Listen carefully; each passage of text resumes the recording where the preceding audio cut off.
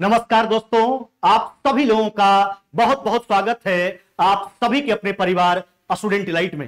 यार दोस्तों, हमने पीछे आपको परसेंटेज कंप्लीट करवाया है, यानी प्रतिशत आपको इसके पीछे के चैप्टर में हमने कंप्लीट करवाया है। आज बारी है एक नया चैप्टर का आगाज करने का, जिस चैप्टर का नाम है प्रॉफिट एंड लॉस, यानी लाभ और हानि। इससे पहले हमने आपको number system, algebra, decimal fraction, आपका LCM, HCF, square and roots, average, surds indices, आपका परसेंटेज, इतना सारा चैप्टर हमने कंसेप्ट के साथ सभी प्रकार का प्रश्न बतला करके हमने आपको सारा चैप्टर हमने आपको कंप्लीट करवाया है और बिल्कुल आसान तरीका से करवाया है। तो यह जो चैप्टर है हमने आपको पहले ही क्लास में चेतावनी दे दिया था कि प्रॉफिट एंड लॉस आपके एग्जाम के व्यू से एक बहुत ही इंपॉर्टेंट चैप्टर है, इसलिए बिल्कुल बारीकी ढंग से पढ़ना है। जैसे आसान भाषा में अभी तक आसान तरीका से आपको पीछे का सारा चैप्टर हमने पढ़ाया, बिल्कुल उसी आसान तरीका से उसी प्रकार से इस चैप्टर को भी पढ़ाएंगे। इसलिए बिल्कुल इस चैप्टर में आप शुरुआत से लेकर अंत तक, चाहे जितना भी क्लास हो, 10 क्लास 12 क्लास, बिल्कुल बारीकी ढंग से, है ना, आप लेक्चर को देखोगे, सारा वीडियो को समझिएगा, कॉपी पर सारा कंसेप्ट मेंशन कीजिएगा, सभी प्रकार का प्रश्न का प्रैक्टिस कीजिएगा, बिल्कुल आसान हो जाएगा। फिर जैसे अभी तक पीछे चैप्टर में कोई परेशानी नहीं हुआ, उसी प्रकार प्रॉफिट एंड लॉस में भी जिंदगी में कभी परेशानी होने वाला नहीं है, यह मेरा दावा है मेरे भाई। चलिए अब हम लोग शुरुआत करेंगे प्रॉफिट एंड लॉस का। आज कौन चैप्टर का आगाज हम लोग करेंगे? Profit and loss. हमने पहले ही आपको बोला था कि देखिए परसेंटेज के बाद जो भी चैप्टर आपको हम पढ़ा रहे हैं, चाहे परसेंटेज हो, आज प्रॉफिट एंड लॉस का आगाज हो रहा है। इसके बाद आपका रेशियो हो गया, पार्टनरशिप हो गया, मिक्सचर एलिगेशन हो गया, टाइम एंड वर्क हो गया, पाइप एंड सिस्टर्न हो गया आपका, टाइम स्पीड डिस्टेंस हो गया आपका, सिंपल इंटरेस्ट हो गया, कंपाउंड इंटरेस्ट हो गया। सब चैप्टर बहुत ही आसान सा चैप्टर है, लेकिन एग्जाम में उतना ही ज्यादा प्रश्न इन सभी चैप्टरों से पूछा जाता है और बहुत कम समय में सबको कंप्लीट भी करवा देंगे। इसलिए बिल्कुल जैसे अभी तक आप पढ़ाई कर रहे थे, बिल्कुल जोशो जुनून के साथ यहां से आगे भी पढ़ाई करें। जैसे अभी तक हमने आपको कोई परेशानी होने नहीं दिया, आगे भी हम एकदम बिल्कुल ऐसा उम्मीद आप कीजिए हमसे कि आगे भी आपको हम कोई परेशानी, कतई परेशानी होने किसी भी चैप्टर में हम आपको नहीं देंगे, है ना। चलिए तो आज हम लोग शुरुआत करते हैं प्रॉफिट एंड लॉस का, जिसका हिंदी होता है लाभ और हानि। लाभ और हानि, अब जिंदगी में इसका बहुत बड़ा योगदान भी है ना, लाभ और हानि का। चलिए अब आते हैं प्रॉफिट एंड लॉस में। अब एक बात समझो मेरे भाई, जब हम प्रॉफिट एंड लॉस का बात करते हैं तो सबसे पहले हम 3 नाम का जिक्र करेंगे।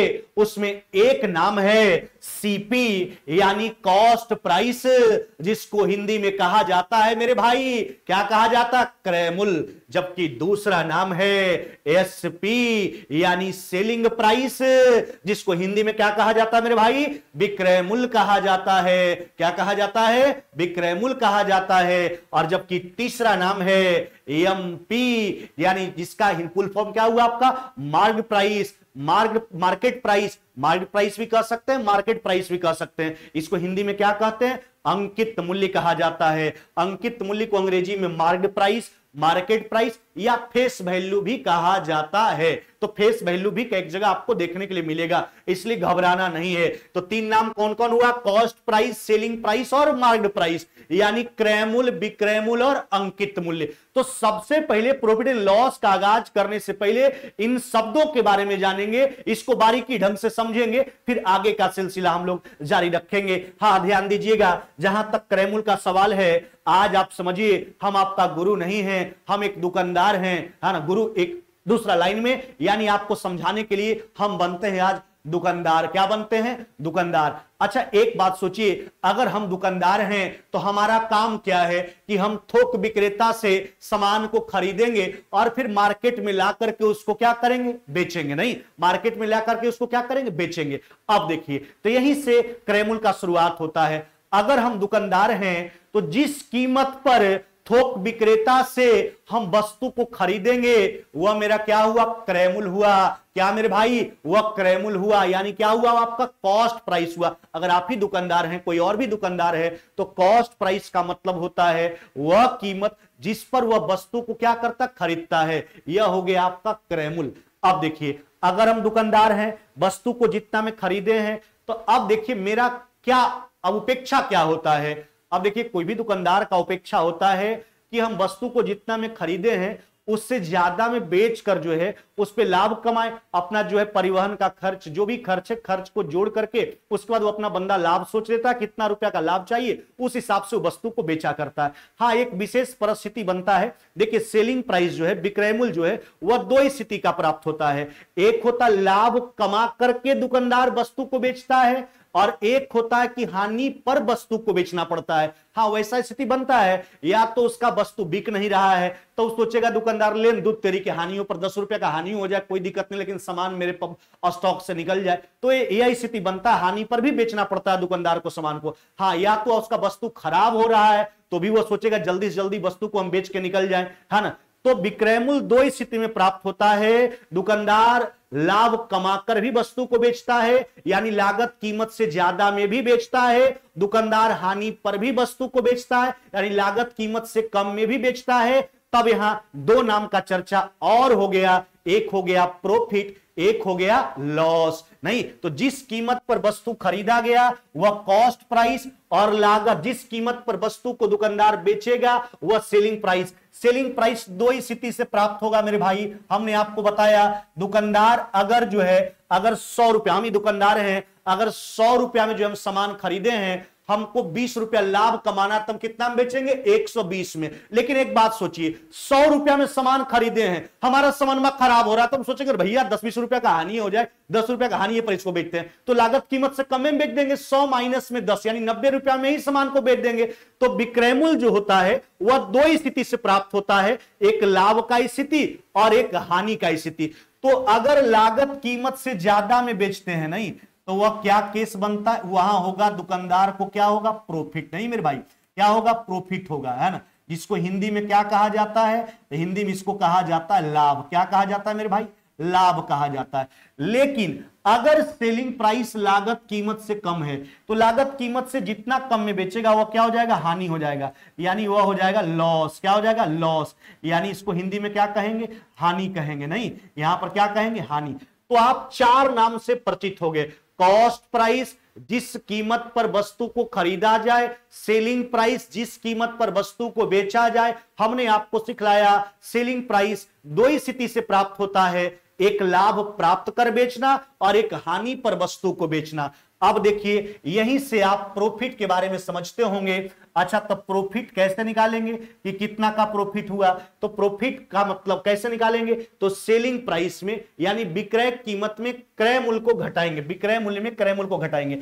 यानी सेलिंग प्राइस में हम कॉस्ट प्राइस को क्या करेंगे? घटाएंगे। तब क्या निकल करके आ जाएगा? प्रॉफिट निकल करके आ जाएगा। यानी दुकानदार को कितना का प्रॉफिट हुआ है, यानी लागत कीमत से कितना ज्यादा में वस्तु को बेचा गया, वही तो प्रॉफिट है।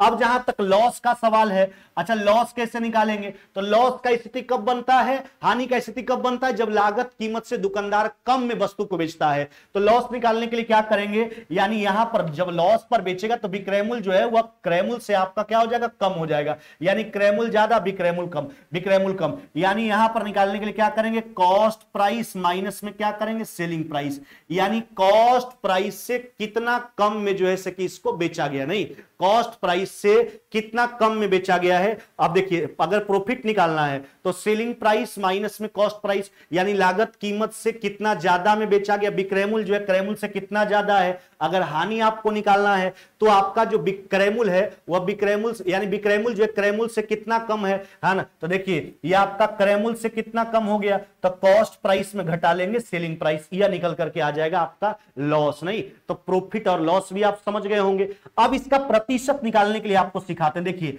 अगर आपको प्रतिशत प्रॉफिट चाहिए, है ना, प्रतिशत लाभ चाहिए, है ना, तो प्रॉफिट, है ना, अब बटा कॉस्ट प्राइस गुना हो जाएगा आपका 100। हाँ, क्या हो जाएगा? प्रतिशत लाभ बराबर लाभ गुना 100 बटा क्रय मूल्य। अब देखिए, एक बात समझो बात को, लाभ या हानि का जो तुलना होता है मेरे भाई, वह हमेशा क्रय मूल्य से किया जाता है।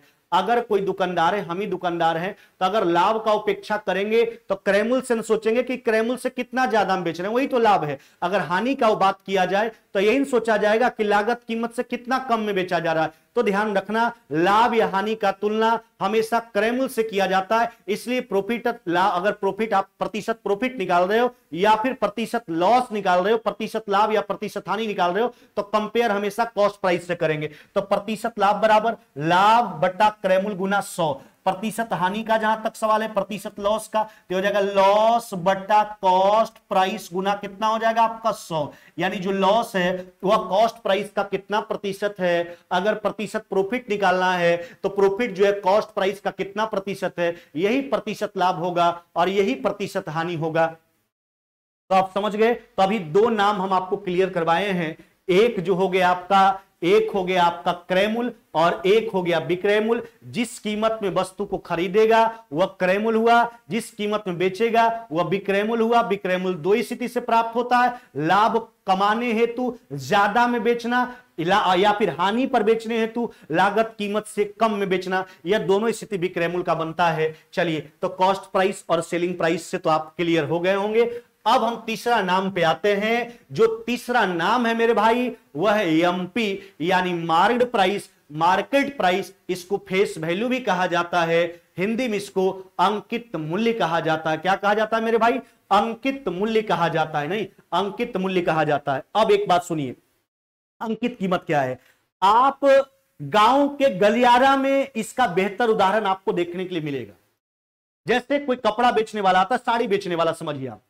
अगर गांव घर में आप जाते हैं, कभी काल भी जाते होंगे, तो देखने के लिए ऐसा मिलता होगा कि जो साड़ी बेचने वाला होता है ना, उसको साड़ी अगर 300 रुपया में बेचना है, वो सब सोच रखा है कि हमको 300 में ही बेचना है। लेकिन जब वो गली में प्रवेश करेगा, तो वो जब औरत लोगों के बीच में जाता है, तो साड़ी का कीमत डायरेक्ट जो है वह 300 का बोलेगा 1000, क्योंकि वह समझता है कि औरत लोग बार्गेनिंग करेगी, तो सीधा कह देता है 1000।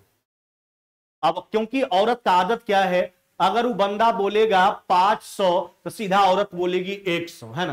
तो इसलिए वह उस हिसाब से कीमत को बोलता है कि कितना हूं अगर कीमत को घटाया जाएगा तो अंतोगतवा वह इस स्थिति को प्राप्त कर सके, वह जितना मन में जो है वह मेकअप कर रखा है। अब सोचो, तो अंकित कीमत क्या है? अंकित कीमत, जिसको मार्केट प्राइस कहा जाता है, मार्केट प्राइस या फेस वैल्यू कहा जाता है, दुकानदार लाभ कमाने हेतु, डिस्काउंट देने हेतु जो लेबल लगाता है ना अपने वस्तु का, जो कीमत अंकित करता है, उसी को अंकित कीमत कहा जाता है। क्या कहा जाता है? अंकित कीमत। जैसे एक बात समझिए, हम दुकानदार हैं, 100 रुपया हम वस्तु खरीदे हैं, हम 20 रुपया का लाभ कमाना चाहते हैं, तो सीधा सीधी 120 हुआ कीमत, 120 में बेचेंगे। लेकिन अगर ग्राहक को हम 10 रुपया का डिस्काउंट देना चाहते हैं, देखिए, तो डिस्काउंट देने के लिए तो कीमत बढ़ाना पड़ेगा, यानी 120 प्लस में 10, 130 अंकित करेंगे, तब ने 10 रुपया का डिस्काउंट देंगे, फिर भी हमको 20 रुपया का लाभ हो जाएगा। तो अंकित कीमत कहने का मतलब वह कीमत जो दुकानदार लाभ कमाने हेतु या डिस्काउंट देने हेतु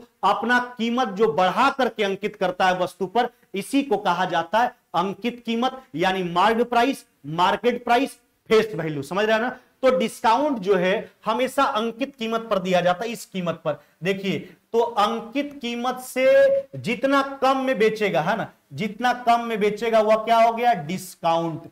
अंकित कीमत से दुकानदार जो है जितना कम में वस्तु को बेचेगा वह क्या हो गया? डिस्काउंट। डिस्काउंट को हिंदी में क्या कहते हैं? तो इसको हिंदी में क्या कहा जाता है? छूट कहा जाता है। यानी डिस्काउंट बराबर क्या लिखोगे? तो लिखोगे मार्केट प्राइस और माइनस में क्या लिखेंगे मेरे भाई? Selling price. डिस्काउंट कैसे निकालेंगे? तो अंकित कीमत माइनस में विक्रय मूल्य। अंकित कीमत कितना अंकित किया गया और हकीकत में बेचा कितना में गया, तो दोनों के बीच का फासला डिस्काउंट होता है। अगर डिस्काउंट का प्रतिशत आपको चाहिए ना, तो डिस्काउंट का प्रतिशत जो है, डिस्काउंट जो है, हम देखिए लाभ या हानि का तुलना हमने आपको सिखलाया कि हमेशा चेला क्रय मूल्य से किया जाता है, लेकिन डिस्काउंट मेरे भाई हमेशा अंकित कीमत पर दिया जाता है। कोई दुकानदार इतना बुड़वक नहीं होगा जो डिस्काउंट क्रय मूल्य पर देगा। ऐसा कभी होगा? डिस्काउंट तो तभी देगा जब बंदा कीमत को बढ़ा करके रखेगा। यानी डिस्काउंट का कंपेयर किससे किया जाता है? मार्केट प्राइस से। यानी डिस्काउंट जो है मार्केट प्राइस का कितना प्रतिशत है? मार्केट प्राइस का, यही डिस्काउंट का प्रतिशत है, यही मेरे भाई डिस्काउंट का प्रतिशत है। तो अब उम्मीद करते हैं कि तीनों के बारे में आप क्लियर हो गए होंगे। कॉस्ट प्राइस यानी क्रय मूल्य, जिस कीमत पर वस्तु को खरीदा गया क्रय मूल्य। सेलिंग प्राइस विक्रय मूल्य, जिस कीमत पर वस्तु को बेचा विक्रय मूल्य। और मार्केट प्राइस है ना, यानी मार्केट प्राइस, फेस वैल्यू, दुकानदार लाभ कमाने हेतु, डिस्काउंट देने हेतु, छूट देने हेतु, है ना, अपना जो कीमत, अपना जो लेवल है कीमत का वो बढ़ा करके जो अंकित करता है, इसी को मार्केट प्राइस कहा जाता है, मार्केट प्राइस कहा जाता है, हिंदी में उसको अंकित मूल्य कहा जाता है या फेस वैल्यू भी आप कह सकते हैं। अब यहां पर चर्चा हुआ था प्रॉफिट और लॉस का। हमने बोला था लागत कीमत से जितना ज्यादा में दुकानदार वस्तु को बेचता है वह उसका प्रॉफिट होता है। हाँ, कुछ ऐसा भी स्थिति आता है जब दुकानदार को हानि पर भी वस्तु को बेचना पड़ता है ना। कहने का मतलब या तो उसका वस्तु नहीं बिक रहा है या फिर वस्तु उसका खराब हो रहा है, तो सोचेगा बंदा की हानियों पर बिक जाए, जल्दी से जल्दी निकल जाए मेरे पास से, है ना। तो जितना ज्यादा में बेचा वह प्रॉफिट, क्रय मूल्य से जितना कम में बेचा वह हो गया लॉस। प्रॉफिट निकालने के लिए क्या करेंगे, सेलिंग प्राइस में कॉस्ट प्राइस घटाएंगे, यानी सेलिंग प्राइस कॉस्ट प्राइस से कितना ज्यादा वही तो प्रॉफिट है। और लॉस जो है यानी विक्रय मूल्य स्थिति में लागत कीमत से कम होता है तो कितना कम है, यानी कॉस्ट प्राइस से सेलिंग प्राइस कितना कम है, वह हो गया हानि। प्रतिशत लाभ निकालने के लिए प्रतिशत लाभ या लाभ या हानि का तुलना बार बार बोलते हैं, आपको अभी शुरू से बोलते आ रहे हैं कि प्रतिशत लाभ या हानि का तुलना, लाभ या हानि का तुलना हमेशा क्रय मूल्य से किया जाता है। कहां से, क्रय मूल्य से। लाभ या हानि कोई भी जो दुकानदार है वह कहां से सोचता है, क्रय मूल्य से। इसलिए प्रतिशत लाभ या हानि का तुलना क्रय मूल्य से होगा, लेकिन अंकित मूल्य हमेशा जो है, डिस्काउंट जो है हमेशा अंकित मूल्य पर दिया जाता है। तो प्रतिशत लाभ बराबर लाभ गुना 100 बटा क्रय मूल्य। आप बचपन से सीखते आ रहे हैं, लेकिन समझिए बात को, प्रतिशत का अगर प्रॉफिट का प्रतिशत चाहिए तो प्रॉफिट जो है वह कैसे निकालेंगे, यानी प्रतिशत, कितना प्रतिशत का लाभ हुआ, तो जो लाभ है सीधा सा बात, इसका मतलब यह हुआ जो लाभ है वह कॉस्ट प्राइस का कितना प्रतिशत, वही तो प्रतिशत लाभ है। अगर बात प्रतिशत हानि का हो तो सीधा सा बात है हानि जो है कॉस्ट प्राइस का कितना प्रतिशत है, यही तो प्रतिशत हानि है। उसके बाद एक चर्चा हुआ डिस्काउंट का, यानी अंकित कीमत जो बढ़ा करके अंकित किया है, जितना छूट दे करके वस्तु को बेचेगा वह डिस्काउंट हुआ, है ना। डिस्काउंट हमेशा मार्केट प्राइस पर दिया जाता है, तो डिस्काउंट बराबर मार्केट प्राइस माइनस में सेलिंग प्राइस, यानी अंकित कीमत और विक्रय कीमत के बीच का अंतर हुआ डिस्काउंट। डिस्काउंट का प्रतिशत कैसे निकालेंगे, डिस्काउंट हमेशा मार्केट प्राइस पर दिया जाता है, इसलिए प्रतिशत डिस्काउंट बराबर डिस्काउंट बटा मार्केट प्राइस गुना 100, यानी डिस्काउंट जो है वह मार्केट प्राइस का कितना प्रतिशत है, यही तो प्रतिशत छूट होता है। तो अब उम्मीद करते हैं कि आपको क्रय मूल्य, विक्रय मूल्य और अंकित मूल्य बिल्कुल क्लियर हो गया होगा। आप प्रॉफिट समझते हैं पहले से, लॉस भी समझते हैं, डिस्काउंट समझ ही गए होंगे, तो यहां तक आपका कंसेप्ट क्लियर हो गया होगा। इसके बाद हम आगे बात को बढ़ाते हैं। देखो मेरे भाई, अब जो हमने आपको परसेंटेज में ही इसका 90% इस चैप्टर का समाधान हमने कर दिया था। अब पूछिए कैसे इस चैप्टर का समाधान आपने कर दिया था 90% परसेंटेज में। हाँ चला, वो फ्रैक्शन बतला करके हमने आपको फ्रैक्शन निकालने के लिए सिखाया था। याद करो कि लाभ या वृद्धि या लाभ का फ्रैक्शन जो है हम जोड़ के निकालते हैं, जबकि हानि बट्टा छूट कमी का फ्रैक्शन जो है घटा करके निकालते हैं। बात याद है ना मेरे भाई। तो फ्रैक्शन उम्मीद करते हैं कि आप फ्रैक्शन तो हम पहले ही क्लियर करवा दिए, थोड़ा सा हम प्रैक्टिस करवा देते हैं। जैसे मेरे भाई, अगर आपको 10% लाभ का फ्रैक्शन लिखना है तो क्या लिखोगे, 110 बटा 100। क्या लिखोगे मेरे भाई, 110 बटा क्या लिखोगे, 100। अगर आपको 20% लाभ या वृद्धि का फ्रैक्शन चाहिए, क्या लिखोगे, 120 बटा 100। हमने आपको सिखलाया था मूल फ्रैक्शन 100 बटा 100। अगर लाभ या वृद्धि का फ्रैक्शन निकालना है, जोड़ के निकालेंगे, जोड़ेंगे तो ऊपर, नीचे कोई परिवर्तन नहीं होगा। हानि बट्टा छूट कमी का फ्रैक्शन घटा करके निकालेंगे, घटाएंगे भी तो ऊपर, नीचे कोई परिवर्तन नहीं, नीचे परमानेंट फिक्स होगा 100। हाँ, वह परिस्थिति के हिसाब से फ्रैक्शन को ऊपर नीचे करते हैं, जो परसेंटेज में भी हमने सिखाया और यहां भी सिखाएंगे, पूरा क्लियर हो जाएगा। अगर हम 30% लाभ का फ्रैक्शन का बात करें, लाभ या वृद्धि का, तो क्या लिखोगे, 130 बटा 100। अगर हम 100% लाभ या वृद्धि का फ्रैक्शन का बात करेंगे तो 100 बटा 100 यानी 200 बटा 100। अगर हम 350% लाभ या वृद्धि का बात करेंगे फ्रैक्शन का, तो 350%, तो 100 प्लस में 350 यानी कितना हो जाएगा आपका, 450 बटा 100। यह तो हुआ प्रतिशत वृद्धि या लाभ का फ्रैक्शन निकालने का तरकीब। अगर हानि बट्टा छूट कमी का निकालना है, यह सब सिखला चुके हैं, कोई नया बात आपके लिए है नहीं। हम केवल अभी प्रैक्टिस करवा देते हैं, फिर डायरेक्ट क्वेश्चन में चलेंगे। कोई फार्मूला नहीं, कोई किताबी मल नहीं बनना, आपको रट्टू मल नहीं बनना है। कॉन्सेप्ट हमने समझाया, कॉन्सेप्ट के आधार पर काम करेंगे, है ना। चलिए 10% हानि बट्टा छूट कमी का फ्रैक्शन कैसे निकालेंगे, 100 में से 10 गया 90 बटा 100। 20% हानि बट्टा छूट का फ्रैक्शन है ना, 100 में से 20 गया 80/100 है ना। अच्छा, उसके बाद अगर हम बात करें 40% हानि बट्टा छूट का फ्रैक्शन, 100 में से 40 चला गया, यानी क्या हो जाएगा 60/100। हम बात करें 80% हानि बट्टा छूट कमी का फ्रैक्शन, 100 में से 80 गया, क्या लिखोगे 20 बट्टा कितना हो जाएगा आपका 100, 20 बट्टा कितना मेरे भाई 100। अब एक देखिए दोनों में फर्क है। जहां तक लाभ का सवाल है, सिंपल सा बात है, लाभ तो आप कितना हूं कमा सकते हैं, ठीक है, 100%, 200%, 300%, लेकिन जहां तक हानि का दायरा है, बताइए 100% से ज्यादा भी हानि होगा क्या? हानि क्या होगा 100% से ज्यादा? अगर 100 रुपया में हम सामान खरीदे हैं और 100 का 100 हम हानि पर बेचना चाहते हैं तो 0 में बेचेंगे, यही हानि का ज्यादा से ज्यादा स्थिति बन सकता है। ऐसा तो नहीं होगा 200% हानि पर निगेटिवों में कोई चीज बिकता है, ऐसा तो नहीं हो सकता। हाँ, आगे अगर लाभ का बात है तो लाभ का उपेक्षा जितना ज्यादा से ज्यादा किया जा सकता है, लेकिन हानि का बात कहां से कीजिएगा? हानि ज्यादा से ज्यादा 100% होगा, है ना। तो उम्मीद करते हैं कि फ्रैक्शन आपका पहले भी क्लियर था, अभी जो हमने बताया उससे और क्लियर हो गया। अब हम डायरेक्ट शुरुआत करते हैं टॉपिक नंबर फर्स्ट का, जो बिल्कुल फ्रैक्शन पर क्लियर करवाएंगे। कहीं कोई फार्मूला बर्मूला आपको नहीं रटना है, रट्टामल नहीं बनना है। चलिए शुरुआत करते हैं टॉपिक नंबर फर्स्ट का। किसका मेरे भाई? टॉपिक नंबर फर्स्ट का। और यह टॉपिक परसेंटेज में भी आपको क्लियर करवा दिया गया है। पढ़ो मेरे भाई। एक पहला क्वेश्चन, एक रेडियो का क्रैमुल जो है, एक रेडियो का क्रैमुल जो है वह 800 रुपया है। कितना मेरे भाई? 800 रुपया है। 10% लाभ पर इसका विक्रय मूल्य क्या होगा? देखिए हम ही दुकानदार हैं, अपने ऊपर सोच के देखिए, अगर हम 800 रुपया में रेडियो को खरीदें, कितना में? 800 में। यह सब बताया गया टॉपिक तो बिल्कुल क्लियर है, परसेंटेज में ही हमने क्लियर करवा दिया है। अगर हमको 10% का लाभ चाहिए, सिंपल सा बात है, लाभ कमाना है तो ज्यादा में बेचना होगा, हानि पर बेचना होगा तो कम में बेचना होगा। तो 10% लाभ का फ्रैक्शन क्या लिखेंगे? 110/100। आराम से पहले फ्रैक्शन माइंड में सोचना है, 110/100। अब देखिए 800 में खरीदे हैं, हमको चाहिए लाभ, लाभ चाहिए तो ज्यादा में बेचना होगा। ज्यादा करने के लिए ज्यादा वाला ऊपर, कम वाला नीचे, काट करके हटा लीजिए, यानी आपका रिजल्ट कितना मेरे भाई? 880 रुपया हो जाएगा। कितना?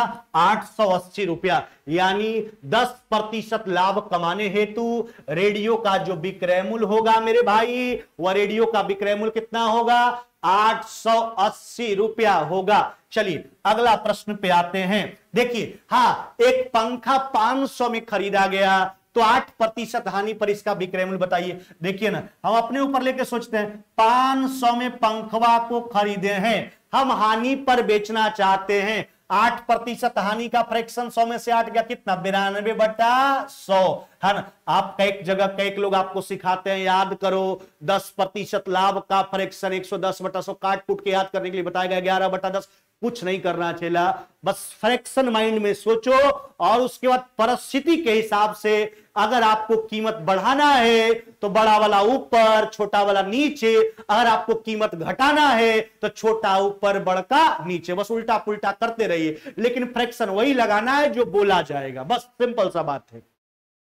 500 में खरीदे हैं। अच्छा, हानि कब होता है? लाभ तो अभी हमने आपको सिखलाया, जब लागत कीमत से वस्तु को ज्यादा में बेचा जाता है तो लाभ होता है, जब लागत कीमत से कम में वस्तु को बेचा जाता है तो हानि होता है। हमने बताया विक्रय मूल्य दो ही स्थिति में प्राप्त होता है, लागत मूल्य से ज्यादा, लागत मूल्य से कम।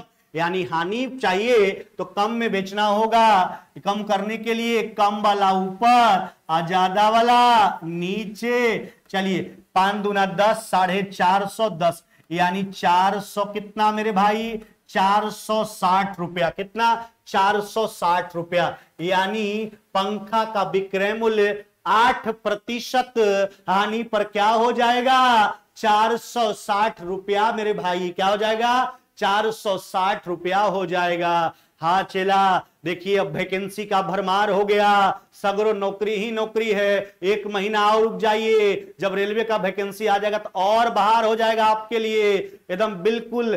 कोरोना की स्थिति से अगर उबरना है, अगर आपके परिवार को उबारना है, जो आपको क्षति पहुंचा है आपके परिवार को, बहुत सारे लोग जो है कोरोना काल में उजड़ गए हैं, तो बिल्कुल एकदम ठान लीजिए कि एकदम साल 2 साल के अंतर्गत आप एकदम बढ़िया से बढ़िया नौकरी कर लेना है आपको। अभी एकदम चौतरफा वैकेंसी आएगा, क्योंकि आप जानते हैं कि हमारे यहाँ वैकेंसी जो है वो एक पंचवर्षीय योजना बन करके रह गया है। यानी जब मोदी जी का चुनाव होगा तब यह वैकेंसी देंगे, जब चुनाव नहीं होगा तो यह वैकेंसी नहीं देंगे। एक रेलवे का प्रक्रिया कंप्लीट करने में वैकेंसी का प्रक्रिया देखते हैं सरकार को 5 साल का समय लग जाता है। बाह रे बाह सरकार, लड़का का क्या विडंबना, लड़का बेचारा तैयारी में लगा, कितना दिन तैयारी करेगा, कितना तो बेचारा हार चूर के छोड़ देता है, क्योंकि समय 5 साल का लंबा समय होता है भाई। देखिए 18 का वैकेंसी अभी जाकर के कंप्लीट हुआ है, पीछे कुछ दिन पहले, अभी कंप्लीट हो ही रहा है। आप ग्रुप डी के वैकेंसी को उठा देख लीजिए। यह पंचवर्षीय योजना है मेरे भाई, यह मौका को मत चुकना, क्योंकि फिर मोदी जी का चुनाव जो है यहां 24 के बाद अब 5 साल आगे बढ़ा लीजिए 29 में होगा, है ना। तो इसलिए इस मौका को आपको एकदम नहीं भूलना है, एकदम अवसर का फायदा उठाइए, है ना। एकदम वैकेंसी आएगा, कंफर्म वैकेंसी आएगा, नई वैकेंसी आएगा तो किस आधार पर ही वोट मांगेंगे जनता में जाकर के, किस आधार पर जो युवा को यह कहेंगे कि हाँ आपके लिए इतना रोजगार का हमने सृजन कर दिया। तो वैकेंसी तो देंगे, लेकिन यह सरकार का नीति गलत है। इससे बहुत बच्चा जो है डिप्रेशन में चला जाता है भाई। क्या नौकरी का उपेक्षा करे? अरे भैया कम से कम साल भर में 2-3 एग्जाम फेस करे लड़का लोग, तब ना उसको उपेक्षा रहे कि नहीं इसमें नहीं इसमें होगा हमको। हाँ, लेकिन यह तो उल्टा प्रक्रिया हो जाता है भाई।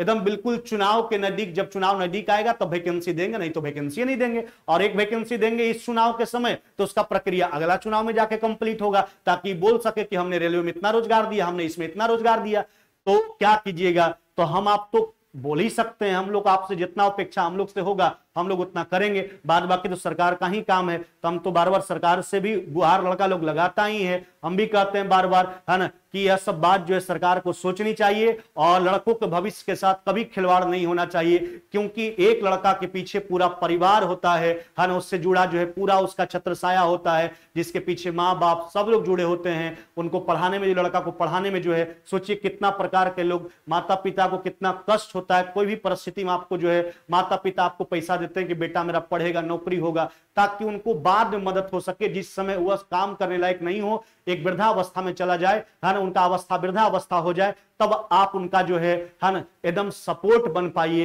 है ना, उनका पहिया बन पाइए, है उनका बैसाखी बन पाइए। इसलिए लोग उम्मीद करके हर एक चीज को करते हैं। इसलिए बिल्कुल आप लोग इस मौका को ना चूके। वैकेंसी आएगा, कंफर्म आएगा, आगे रेलवे का भी सब वैकेंसी आएगा, झारखंड एसएससी आपका आ गया है ना, उसके बाद उत्पाद सिपाही आपका आ गया है, दिल्ली कांस्टेबल आया है, एकदम वैकेंसी आएगा। अभी देखिए 1-2 महीना में बाहर आ जाएगा। तो इसलिए इस मौका को ना भूलना है, एकदम बिल्कुल लगे रहना है, तन मन धन के साथ लगे रहना, चाहे कोई भी परिस्थिति हो। बस सीधा बात समझो कि हम एक हैं, हमसे तेज कोई नहीं है। हमको अगर 10 सीट भी है तो हमको नौकरी लेना है तो लेना है। इस उम्मीद के साथ चला रहा, बिल्कुल लगे रहना, हिम्मत नहीं हारना। बाद बाकी पीछे से हमें ना पूरा तैयारी कीजिए, निचोड़ दीजिए धर के। कहां से प्रश्न आएगा? अरे जहां से आएगा वहां से हम बताएंगे, वहां से आपको बनाने के लिए सिखलाएंगे। आप प्रैक्टिस कीजिए, आप मेहनत में अब एकदम बिल्कुल जो है काम चोर मत होइए। अब शरीर को मत चुराइए, आप एकदम बिल्कुल लग जाइए। एकदम आज से आप प्रण ठानो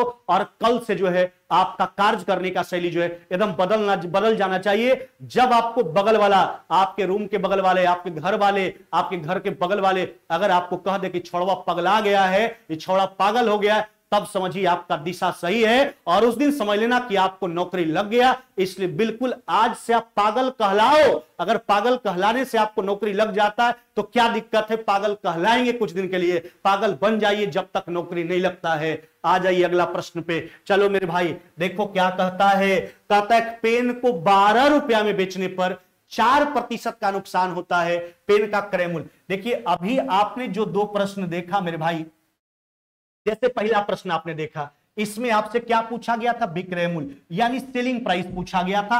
अगला प्रश्न भी आप देखिए, इसमें भी आपसे सेलिंग प्राइस ही पूछा गया था। जबकि इस प्रश्न को आके कहता है पेन को 12 रुपया में बेचने पर 4% का नुकसान होता है, तो क्रय मूल्य बताइए। यानी आपको बताना क्या है? Cost price. जबकि हमने आपको दिखलाया कि इससे पीछे जो भी प्रश्न आया था मेरे भाई, उसमें सेलिंग प्राइस आपसे पूछा जा रहा था, विक्रय मूल्य पूछा जा रहा था, अभी क्रय मूल्य पूछा जा रहा है। देखिए एक पेन को 12 रुपया में बेचता है दुकानदार, हो जाता है उसको 4% का हानि। अरे भैया 4% हानि का फ्रैक्शन क्या लिखोगे?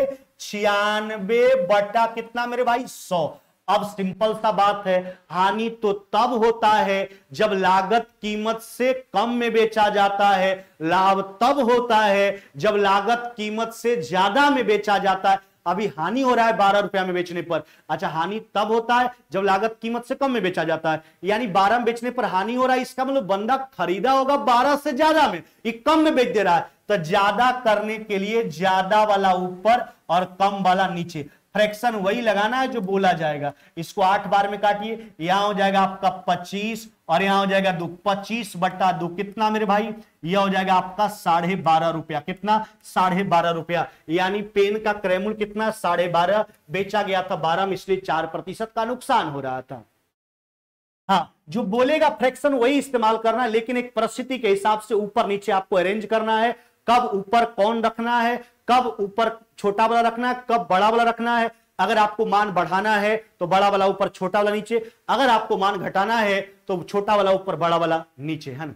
चलिए, कहता है वस्तु को 450 में बेचने पर 25% का लाभ होता है। वस्तु का आपसे क्रय मूल्य पूछा जा रहा है, कॉस्ट प्राइस पूछा जा रहा है। देखो विक्रय मूल्य दे दिया है, 450 में दुकानदार बेचता है, हो जाता है 25% का लाभ। अच्छा 25% लाभ का फ्रैक्शन क्या लिखोगे, 125 बटा कितना मेरे भाई 100, 125 बटा 100, 450 में बेच रहा है, लाभ हो जा रहा है। अच्छा लाभ तब होता है जब लागत कीमत से ज्यादा में बेचा जाता है, यानी लागत कीमत इससे कम होगा, कम करने के लिए कम वाला ऊपर और ज्यादा वाला नीचे मेरे भाई। चलो 25 से काटो 4 बार में या 5 बार में, 5 से 90 बार में, 90 गुना 4 कितना हो जाएगा आपका 360 रुपया मेरे भाई, कितना हो जाएगा आपका 360, यानी ऑप्शन कौन सा हो जाएगा आपका, ऑप्शन नंबर सी। देखो अगर उल्टा पूछा जाए तो सीधा आप बात को समझिए, अगर लाभ हो रहा है इसका मतलब बंदा खरीदा होगा कम में, बेचा होगा ज्यादा में। अगर हानि हो रहा है तो हानि तो तब होता है जब लागत कीमत से कम में बेचा जाता है, यानी लागत कीमत ज्यादा होगा।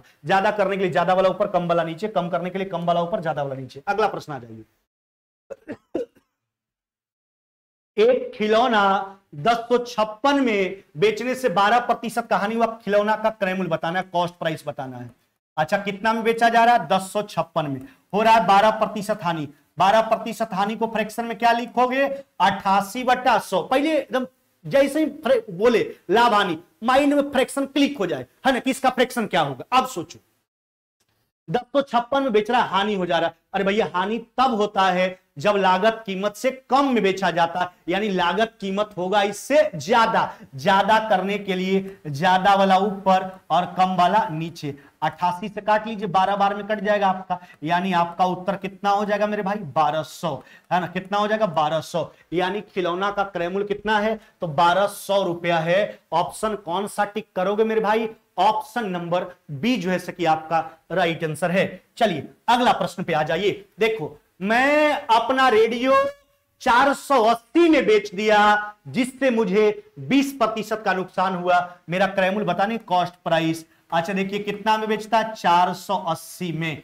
अब यहीं पर अब कितना बच्चा जैसा फ्रैक्शन को लिखिएगा, 480 में बेच रहा है, 20% का हानि हो जा रहा है। हानि तो तब होता है जब लागत कीमत से कम में बेचता है, 20% हानि का फ्रैक्शन 80/100, तो हानि हो रहा है, इसका मतलब बंदा खरीदा होगा ज्यादा में। ज्यादा करने के लिए ज्यादा वाला ऊपर कम वाला नीचे। 80 से 6 बार में, यानी कॉस्ट प्राइस कितना हो जाएगा मेरे भाई 600। 600 कौन सा उत्तर टिक करोगे, ऑप्शन नंबर ए। यह टॉपिक परसेंटेज में भी आपको डिटो ऐसा ही टॉपिक हमने क्लियर करवाया है। अगला प्रश्न पे आ जाइए। उस मेज का क्रय मूल्य बताइए जिसे 99 में, क्रय मूल्य बताना है, कॉस्ट प्राइस 99 में बेचा जा रहा है और हो जा रहा है 12.5% का लाभ। 12.5% लाभ का फ्रैक्शन 100 प्लस में 12.5, 100 12.5/100। अच्छा लाभ हो जा रहा है, इसका मतलब बंदा खरीदा होगा कम में, कम करने के लिए कम। अगर लाभ हो रहा है इसका मतलब खरीदा होगा कम में, अगर हानि हो रहा है इसका मतलब खरीदा होगा ज्यादा में, बेच रहा है कम में। कम करने के लिए कम वाला ऊपर, ज्यादा वाला नीचे। 100 12.5, यहां से दशमलव को उड़ा दीजिए, 25 से काट लीजिए 40 बार में, 25 चौका 100, फिर 5 बार में नहीं। अच्छा 9 से 11 बार में, 9 से कितना बार में 5 बार में, 5 से 8 बार में, यानी 11 गुना 8 कितना मेरे भाई 88 रुपया हो जाएगा। कॉस्ट प्राइस इसका कितना 88, 88 रुपीज। ऑप्शन कौन सा टिक करोगे आप, ऑप्शन नंबर जो है कि डी आपका राइट आंसर है। चलिए अगला प्रश्न पे आ जाओ मेरे भाई। आवाज में कहीं कोई परेशानी किसी चेला को है क्या, हाँ अगर आवाज में दिक्कत हो रहा है तो जरूर कमेंट करके बताइए। अगला प्रश्न पे आइए। एक साइकिल 750 में खरीदा गया, 16% के लाभ पर बेचे, 16% के लाभ पर बेची गई, इसका विक्रय मूल्य बताना, सेलिंग प्राइस आपको बताना है।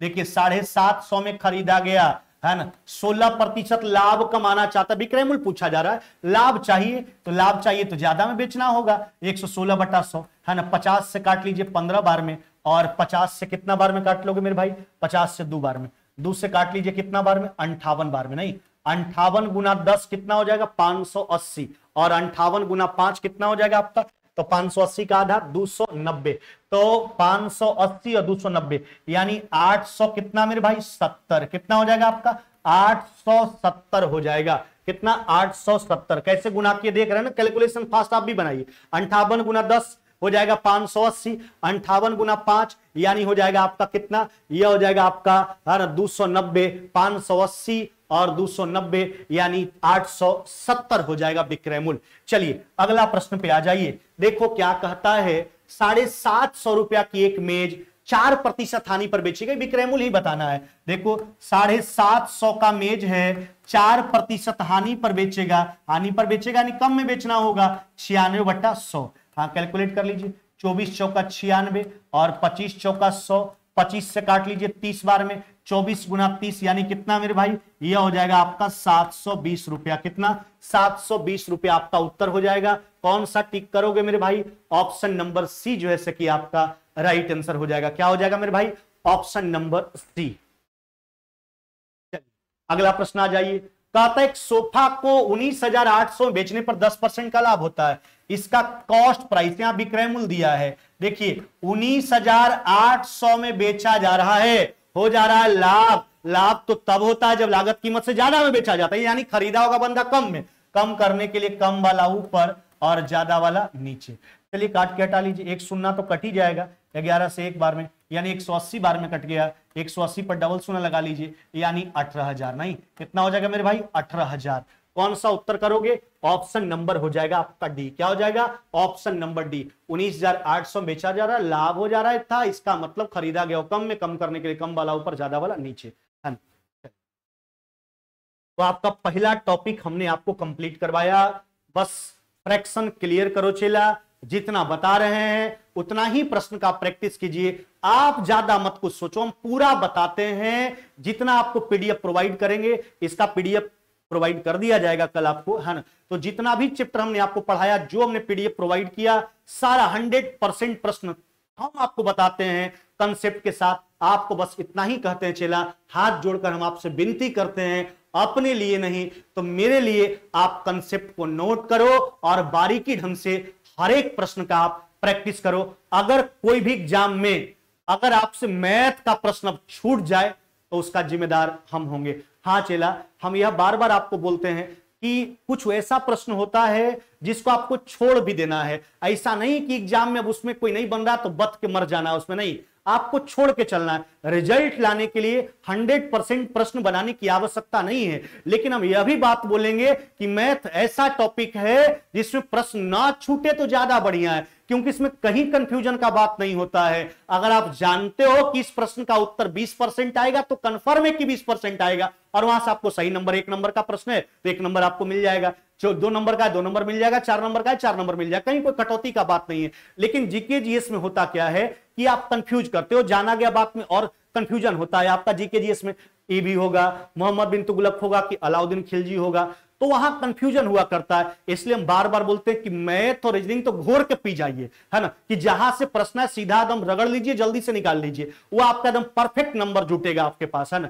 और हर विषय में आप मेहनत कीजिए, जरूर मेहनत कीजिए। और चेला मेरे लिए आपको इतना ही करना है, जितने भी आसपास के आपके लोग हैं, कजन हैं, आपके दोस्त मुहिम है, सबको बताइए। मात्र 101 रुपया हम आपका पूरा मैथ्स हम पढ़ा रहे हैं, है ना, जिसमें आपको हम देख रहे हैं लगभग 110 क्लास के आसपास हो चुका है आपका। अगर नए भी जो लोग जुड़ते हैं उनको भी कोई परेशानी नहीं है, है ना, क्योंकि सारा लेक्चर जो है अवेलेबल है एप्लीकेशन पे, कंटेंट्स में आपका पीडीएफ, जबकि लाइव क्लास में आपका सारा लाइव क्लास अवेलेबल है। चलिए फिर मुलाकात होगी नेक्स्ट क्लास में, यानी कल। तब तक विदा लेते हैं। जय हिंद, जय भारत।